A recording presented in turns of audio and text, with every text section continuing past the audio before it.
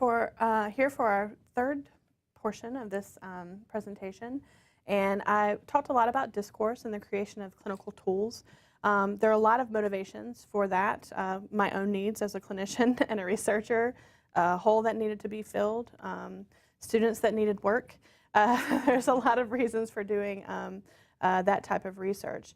Another thing is to make sure that I do have a tool in my toolbox that can be put with a bunch of other tools to try to tell us as much as we can possibly learn to predict participation limitations or life participation. So now I'm going to put those discourse measures in the context of a bigger study that's looking to look at a lot of variables to try to predict life participation. So the impact of aphasia from the perspective of a person with aphasia, reduce structure, quality, and quantity of discourse. We've looked at that firsthand here today, and you've seen it yourself. Reduced involvement in daily life activities that rely on discourse, so the transmission and receiving of information, learning, relationships, developing them, fostering them, employment, things of that nature. And also, like the loss of employment can lead to loss of material comforts, or if it's not the loss of employment, mostly if they are able to get employment, it's usually reduced employment in most cases. So still loss of material comforts, financial losses. Reduced quality of life and reduced life participation, which can also lead or is correlated with poor health. So what happens when you stop participating in life and you start sitting on your couch and watching all of the reruns and binging on Netflix? What happens to your health? It's going down the tubes, okay? You're not helping yourself here. And also we know that there are detrimental health changes that can happen just because you're not communicating and being fed by others and having those social contacts. So again, it's just a cascade of things that can happen to mess with health and to mess with quality of life. Compared to, this is very important, so if I have to say it twice, I will. Compared to people post-stroke without aphasia, persons with aphasia demonstrate more activity and participation limitations, poorer quality of life, and higher incidence of depression. So other people have had a stroke, and this is compared to people who have physical limitations. But people with aphasia fare worse, okay? They have poorer outcomes, worse outcomes, compared to people who've had a stroke and have physical or cognitive deficits. Very important. We know that the impact of aphasia is not restricted to the person with aphasia. Has anyone seen Aphasia, the movie? Oh, I will have to let you borrow it. It is a must. It's a film with a man named Carl McIntyre, who was an actor, and he had a stroke, and then he acted the part of himself having a stroke and living with a stroke in this movie, and it is amazing. He said it in the movie, what happens to one happens to two. And it does not just happen to the person with aphasia. If they're not married, they might have kids. If they don't have kids, they have parents. They have siblings. They have a neighbor. They have a best friend, or they had a best friend. It happens to the circle. So caregivers of persons with stroke report reduced physical and psychological well-being. They're also prime candidates for health problems, including cardiovascular disease. And this author, Nozo, has even asked, are they the next ones to have the stroke? So they're at risk because of the changes in their lives that have happened. Compared to caregivers, this might seem a little familiar, compared to caregivers of those post-stroke without aphasia, caregivers of persons with aphasia demonstrate worse outcomes. Reduced finances, decreased time for family and friends, lengthier periods of more severe depression, worse outcomes than people who are caregivers of a person with stroke and physical deficits. Okay? Same story. Is there something special about communication then? Is there something special about communication and life participation? What does that mean for your job? We got a lot of work to do, and it's very important. Your job is very important. We know that these negative caregiver outcomes, they can also influence the rehabilitation process of a person with aphasia. Support networks and supportive family members are listed by the AHA as one of the most important environmental contributors to rehabilitation success. So if there's an issue or problem or reduced health or hostility with the caregiver because of the things that they are going through, this will influence the rehabilitation process of your patient that's in front of you. 40% of caregivers of post-stroke individuals in an older study in 1993 reported high hostility scores. So this is a potentially dangerous situation. So we're not just talking about poor health and potential stroke risk, we're also talking about something that can lead to a very negative home environment. And also stress, caregiver stress is reported to be the leading cause of long-term institutionalization of persons post-stroke and with aphasia. Whether or not they really needed it or maybe they were able to walk and support themselves and toilet and things like that, but the stress led to the institutionalization. So this is not a pretty picture we have for the caregiver as well, and it bleeds over to your patient in front of you.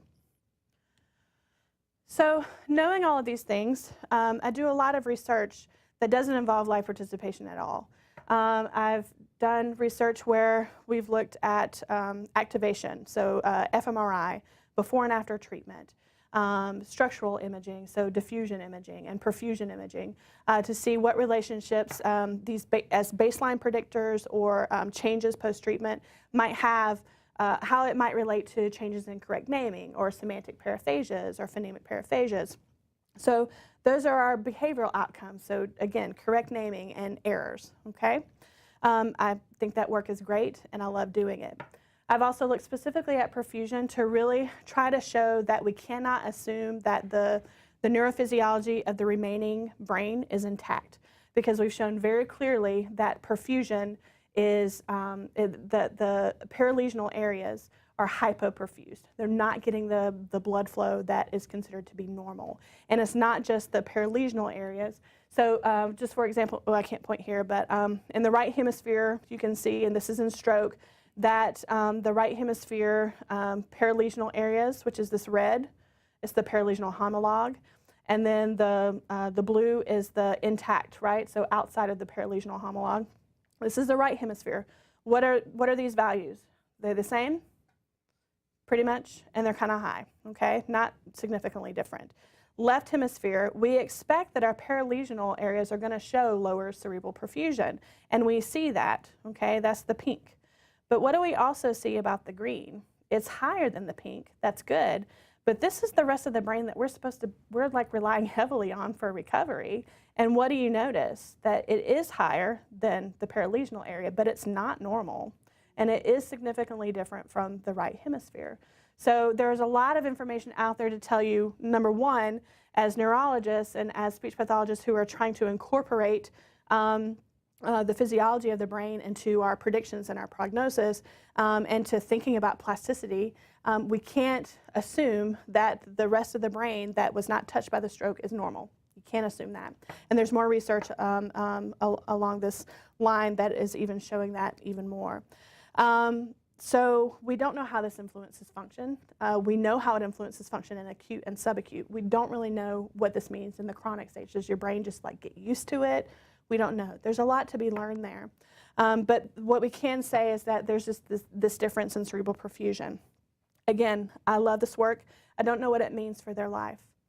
As that brains on the daily basis. And you can see just from the titles, the types of things that we're looking at. We're looking at reaction time of correct naming. I'm looking at saccades and fixation durations and eye tracking. I'm looking at sensations that they're feeling, and I'm looking at, again, accurate naming. I'm not looking at everyday life. I think one of the most exciting things to look at with the brain stimulation research was our reaction time findings. Like, we actually showed pretty solidly that the brain stimulation was making a difference in that reaction time measure. But a change in 200 to 300 milliseconds in naming, what does that mean for the person in their everyday life? So I love this work that I do, and I think it's important, and I think that all this work that we do, to try to answer these questions, we need to continue to do them. But we also need to really put a lot of our focus towards everyday life. It's always encouraging to see persons with aphasia make gains, however small. It's exciting to see it. And it's always discouraging to know that they're not generalizing, or to hear from them that, oh, he's doing well in therapy, but he still won't talk to his sister on the phone, you know. So it's encouraging and discouraging at the same time.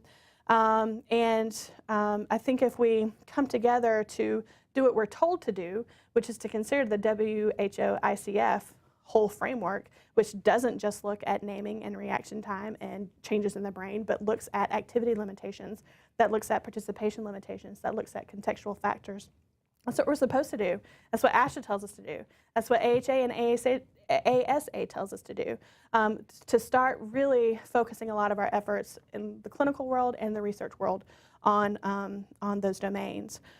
There's no doubt that the brain and damage to it, the nice little red dot there, is important to consider. And we should continue to work towards researching these topics. But while size and site of lesion do very well in predicting aphasia severity and naming, it does not predict what? Life participation or quality of life. So we're missing something. There's something missing out of the picture. So there are very poor prognostic tools for this thing called living, which is why we're all here. So the secret may be in looking beyond these discrete brain regions and these discrete behaviors that are very easy to measure, and that's probably why we do it. We got a lot of experimental control, and historically we've done it, but to also look to the health of the intact brain, to look at comorbidities, to look at other chronic disorders that they may have as a result of the stroke, and contextual factors. So assessing the environment and what supports and barriers that they have, mood, coping, depression, caregivers, what are their caregivers bringing to the table, their activity inventories. There are many things that we should be throwing into this soup to try to predict life participation and quality of life. So the clinical, I think it's also good to look towards things that we can actually administer in the real world. I was just talking about a study that I'm doing with MR spectroscopy, where we're looking at tiny little chemicals and something called N-acetyl aspartate, and we're looking at GABA levels, and we're looking at these tiny little things. And I'm looking at cerebral perfusion with a scan called the pseudocontinuous arterial spin labeling scan. These aren't things that we do clinically. So I think, again, there's value in that, and it's teaching us a lot of stuff, but we need to, it's going to be a long time, a very long time, before that's ever done regularly in routine clinical care, if ever, right? So let's work with the tools that we do give in routine clinical care that still can tell us something and has value, and that can be used to give us some information about prognosis. One of those things is to look at clinical neuroimaging, okay? Every person who has had a stroke has some sort of neuroimaging. If they don't have CT, which is the most commonly administered measure, they will have some sort of MRI.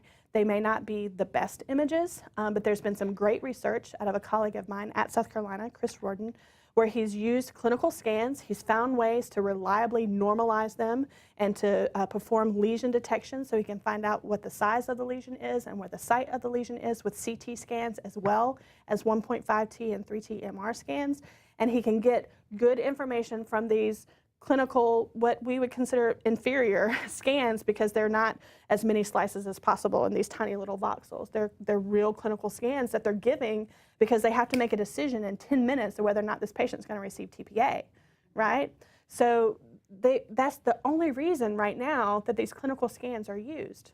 And I would say that for as much money as goes into collection of these clinical scans, that they're very much underused and underutilized, because we really don't use them for anything else.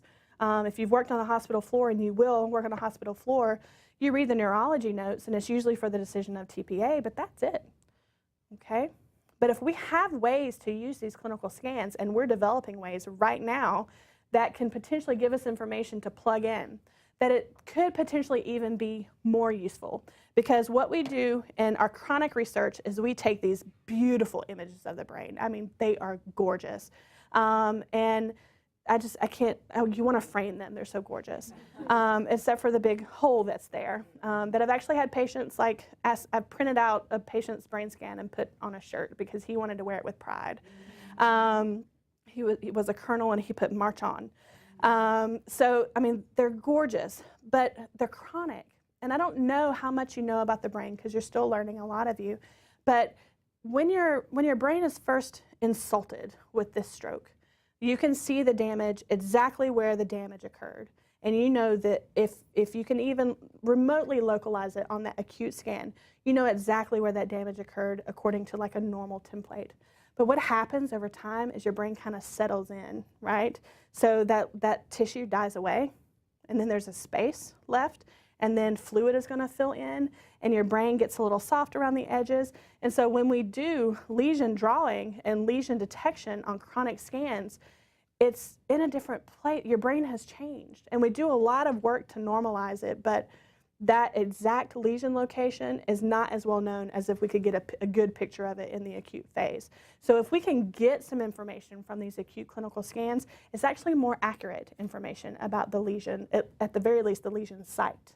Does that make sense about that? Because the brain definitely changes. And so we're working on this. Multimorbidity and multichronicity, this is something that we really don't talk about or consider when we're calculating outcomes. But a lot of our patients with stroke, they've got other things going on. They have other things going on that led to the stroke. They have other deficits because of the stroke. And we know that they influence outcomes. There's a lot of research that I'm happy to talk to you about afterwards, but about how visual neglect will influence outcomes, how the interaction between cognition or cognitive deficits and motor deficits, cancer, diabetes, there's all types of things, the comorbidities or multimorbidities and the multichronicities that we can plug into these equations to try to figure out or to predict life participation. We have our usual traditionally administered assessment measures. We should keep those. Again, they're good. There's value in them. They just don't tell us enough of the story. And then, of course, I'm a big fan of the discourse measures. I think that we're going to get a lot of information about this. It's going to tell us more about everyday functioning than some of the other measures. Activity inventories. There's some great activity inventories out there where you can have there's great pictures to help the person with aphasia tell you what it is, what activities that they're doing, what they want to do. The inventory that I use is the life interest and values cards, the LIVE cards. They were developed by a colleague of mine in North Carolina, and I'm happy to show them to you. But to get a really good quantification of their activity limitations. And then contextual factors and caregiver assessment. So addressing depression, support network, environmental barriers, caregiver activities, and what's going on, their depression. Again, I said family support was identified as the most important environmental factor influencing post-stroke outcomes. This was 2010, and before that in 2011. So the story didn't change in 10 years, okay? It's still a very important contributor to these outcomes. And the AHA specifically says, stroke care providers, I'm going to read it verbatim, stroke care providers are to respond to not only the needs of stroke survivors, but also those of family caregivers throughout all phases of the rehabilitation process. All phases, acute, subacute, chronic, forever, okay? That is what we are charged to do. Do we do it right now? Do we get paid to do it? Are we getting that education right now? Are there changes to be made for education of rehabilitation professionals, for interdisciplinary, for the IPE focus, for the interprofessional? There's a lot of changes that need to be made to really make this happen. Our dependent variable is the participation domain on the assessment for living with aphasia. And it goes pretty in depth into, where do you go during the week? How many places do you go? How many people do you talk to? If there's conversations, do you join in? If it's about a hard topic, do you join in? If it's about an easy topic, do you join in? It gets a lot of detail about their level of participation.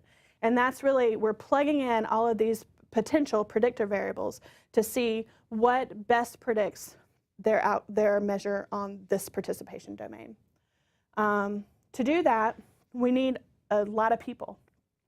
So I've teamed up with the UNC School of Medicine, Adam Jacks and Katarina Haley, with Triangle Aphasia Project. in Cary, North Carolina, with Maura Silverman and the Aphasia Alliance, and me, and people who are working in my lab. Probably the biggest, hardest worker in my lab is my doc student right now, Sarah Grace Hudspeth, who did her undergrad here, actually. So we've teamed up. The TAP, Triangle Aphasia Project Unlimited, has about 250 people that they serve in the Raleigh, Durham, Cary area, and we're assessing all of them. And then Adam, Jax, and Katarina, they have their own databases, and I have my own as well. And we're going to get a large number. We've assessed how many so far? 40 persons with aphasia and 30 caregivers to date, and we're still enrolling weekly. I do weekend testing once a month.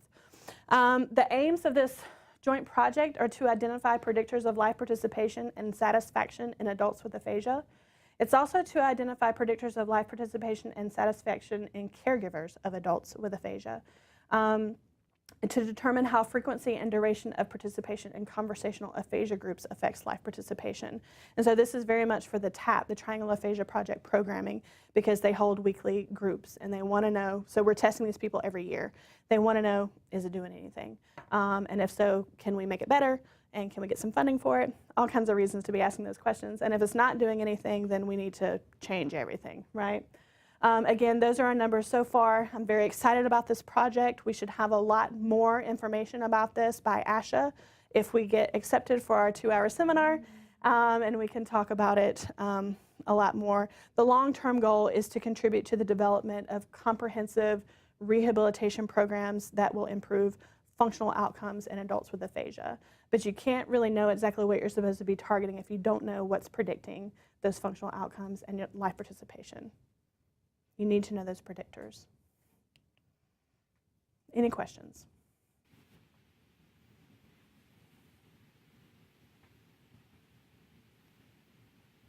All right. Well, thank you for this segment, and I think we'll do a Q&A in a moment.